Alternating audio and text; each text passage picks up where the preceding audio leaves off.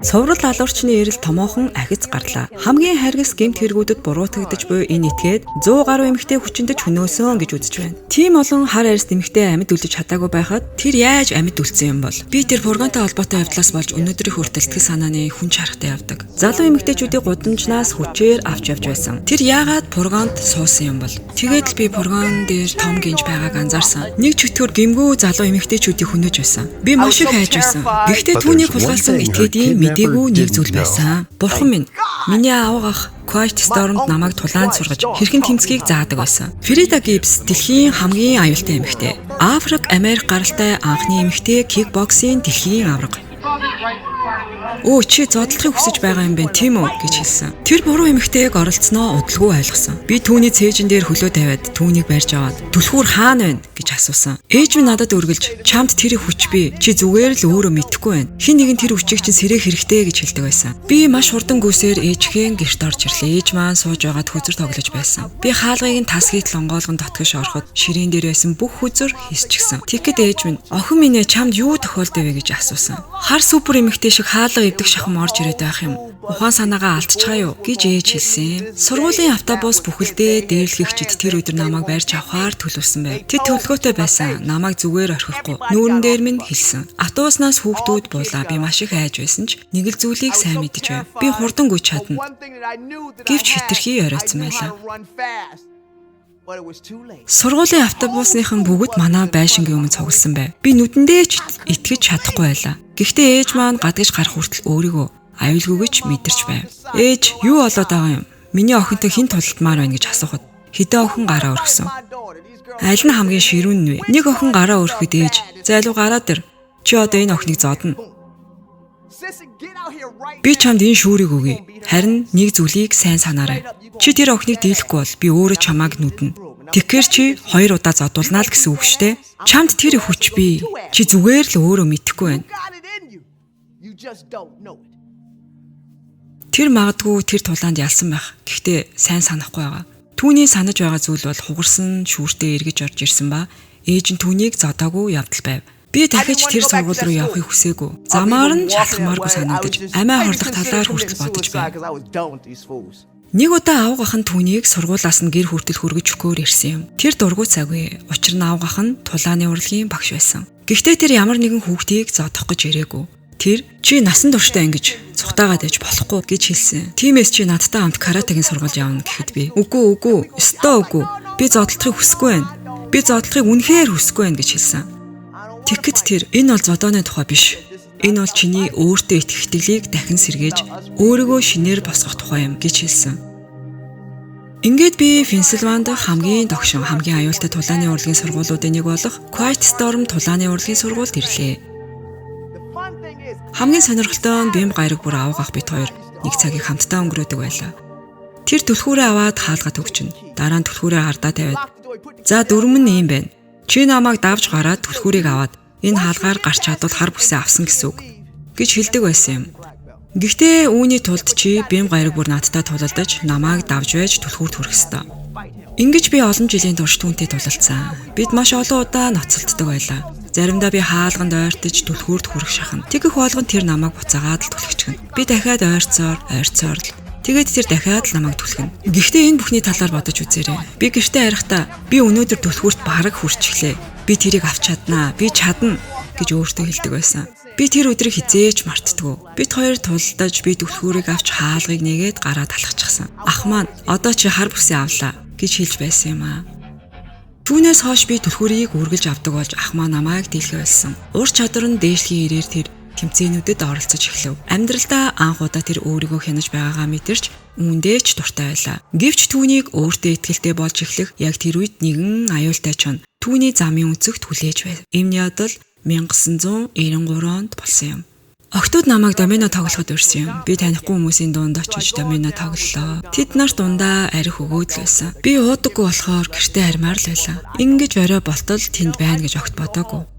Тэгтэл нэг залуу "Би чамайг гэрт чи өргөж өгье." Би түүний машин суусан. Тэр хаалга хаах үед гарсан тэр чимээг би хизээч мартдаггүй. Хаалгыг хаасан байдал нь хүртэл нэг л сонин санагдсан. Тэр жолоочийн суудал суугаад бид явж эхэлсэн. Би баруун тийш эргээрээ гэж хэлсэн. Гэтэл тэр зүүн тийш эргэчихсэн. Би хөө яхаа та буруу замаар яваад байна штэ гэж хэлсэн ч тэр юу ч дуурсангүй. Хаалганы бариулаас татах гэтэл тэр үед л анх удаа хаалганы бариул байхгүй байгааг анзаарсан юм. Тэр залуу аль хэдийн ямар нэгэн зүйл төлөвлөжсөн байсан бөгөөд түүнтэй хамт хавханд орчихсон байлаа. Бид нэг газар очиход тэр за зүгээр л хурдан хийчихье. Дараа нь чамаа гэрт чинь өргөд өгье гэсэн. Би үгүй гэж хэлсэн. Үгүй ээ, огт үгүй гэж би дахин хэлсэн. Гэтэл тэр намайг хүчээр оролдох гэж дайрсан. Тэр намаа зохих гэж дайрахад би цохилтыг нь хаагаад өөрийг нь зүрүүлээ зогчихсон. Дараа нь пургооны ард тал руу гүгээд тэгээд л би хаалган дээр том гинж цоож байгааг олж харсан юм. Тэр тэгэхэд өө чи зодлохыг хүсэж байгаа юм байна тийм үү? Би түүнээс түлхүүр хаана вэ гэж асуусан. Аав гахаасаа түлхүүр авах нэг хэрэг. Харин чамааг хүчиндэх гэж оролдож байгаа хүнээс түлхүүр авах гэдэг бол огт өөр зүйл шүү. Тэр над руу дайрч намааг унгаах гэж оролцсон. Би цамцных нь араас шүүрч аваад өөрлөгөө татан унгаагаад дараа нь цээжин дээр нь хөлөө тавиад түлхүүр хаана вэ гэж асуусан. Тэгээд би түүнийг барьж аваад хаалга руу чирч хаалгыг тайлсан ч түүнийг тавьж явуулахыг хүсээгүй. Тэр намайг намайг тавиач дээ гэж орилж байсан. Хариуд нь би чамаа тавихгүй үгүй гэж хэлсэн. Би түүнд эмэгтэй хүн үгүй гэж хэлж байвал энэ нь үгүй л гэсэн үг гэж хэлээд түүнийг цохоод явчихсан. Би түлхүүрийг нь шидчихсэн болохоо тэр намайг хөөж чадаагүй. Тэр үед би өөрөө ч мэдээгүй байсан л та. Гэхдээ хожим тэр эрэгтэй баривчлагдаж Grim Sleeper нэрээр танигдсан байлаа. Түүнийг 25 жилийн хугацаанд дор хаяж 10 хүний амийг хүнөөсөн. Хамгийн харгас гэмт хэрэгтнүүдийн заримд нь холбоотой гэж буруутгаж байсан юм. Би ээж рүүгээ залгаад нэг солиотой залуу намайг хүчинтгийг занал хийсэн. Би энэ Калифорниас явмаар байна гэхэд манай гэр бүлийнхэн надад дараагийн онгоцны тасалбарыг авч өгсөн юм. Онгоцны буудлын дээр би гэр бүлийнхэн энэ бүхнийг бүгдийг нь хэлсэн. Тэгэхэд тэд зүгээрээ үүнийг мартчих. Зүгээр л нэг зодоон л болсон юм байна. Мартчихаа л гэж хэлсэн. Ингээд гинэт надад дэлхийн аврах цолны төлөө тулдах урилга ирсэн юм. Калифорни руу дахиад буцаж очих хэрэгтэй боллоо. Би яах вэ гэж бодож байтал тэр надад чи дэлхийн хамгийн аюултай эмэгтэйтэй тулалднаа л гэж хэлсэн. Би бодсон дэлхийн хамгийн аюултай эмэгтэй гинэ.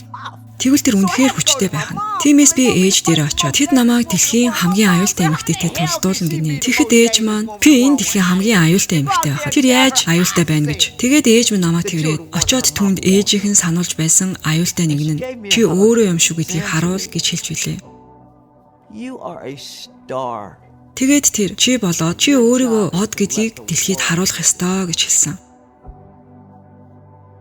Ингээд хэвлэлийн баг хурлын цаг боллоо. Тэгтэл дэлхийн хамгийн аюултай эмэгтэй гэгддэг тэр эмэгтэй гарч ирлээ.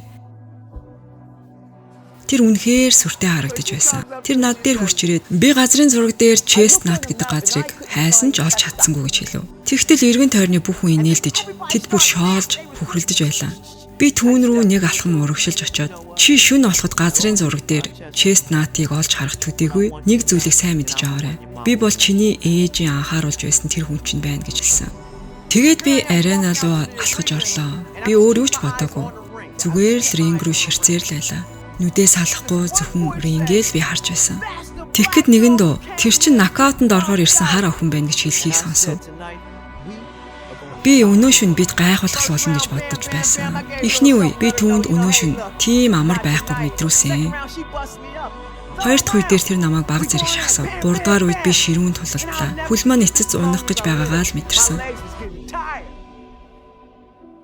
Би дотроосоо хүч чадал ирж Бурханаас эцэг минь хөл маань ядарч байна. Надад туслаач гэж гуйв. Яг тэр үед би түүнд дахиад л цохилт өгсөн. Тэгээд л бүх зүйл дууссан. Хонх дуугарах агшинд миний алалтыг мөнхөлсөн зураг авагдсан юм.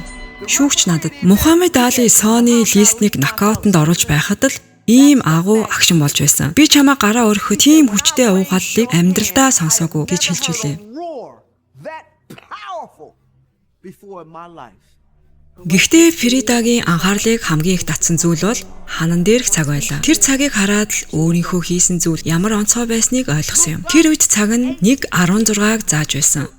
Энд чинь ээж минь төрсөн өдөртөө яг адилхан цаг байна гэж би бодсон. Би гэхдээ үүнийг огт мэдээгүй байсан. Тэгээд би ойлгосон. Ээж минь надад өөрийгөө дотор байгаа хүчийг хэрхэн ашиглахыг зааж өгч байсан юм байна. Яагаад гэвэл бидний олонх нь нэг зүйлийг мартдаг. Бид бүгд дотроо тодорхой хүч чадлыг тээж авдаг. Ээж минь надад үргэлж чамд тэр хүч бий. Чи зүгээр л өөрөө мэдэхгүй байна. Хин нэг нь тэр хүчийг чинь сэрэх хэрэгтэй гэж хэлдэг байсан. Амьдрал гэдэг үнэндээ яг л энэ тухай юм. Ялах тухай. Энэ хорвоогоос явахдаа гараа дээш өргөх. Яагаад гэвэл бид бүгд өөр гэсэн ялах ёстой уралдаантай. Амьдрал бэрхшээлээр дүүрэн. Гэхдээ одоо би юу ч намайг зогсоохыг зөвшөөрөхгүй. Би тэнд бүх хүчээрээ зүтгэж өөрийгөө жинхэнэ суперод болгоно. Дэлхийн намайг Фрида Гибс гэж дуудана. Учир нь одоо намайг зогсоох ямар ч зүйл байхгүй. Надад маш олон төлөвлөгөө бий. Зам дээр маш олон салаа, олон саад бэрхшээл тулгарнаа. Би тэдгээрийг даван туулах ёстой. Гэхдээ зорилгодоо хүрэх хүсэл тэмүүлэлт минь байхад миний хүч чадалтай энэ зэрэгцэх өөр юу ч байхгүй.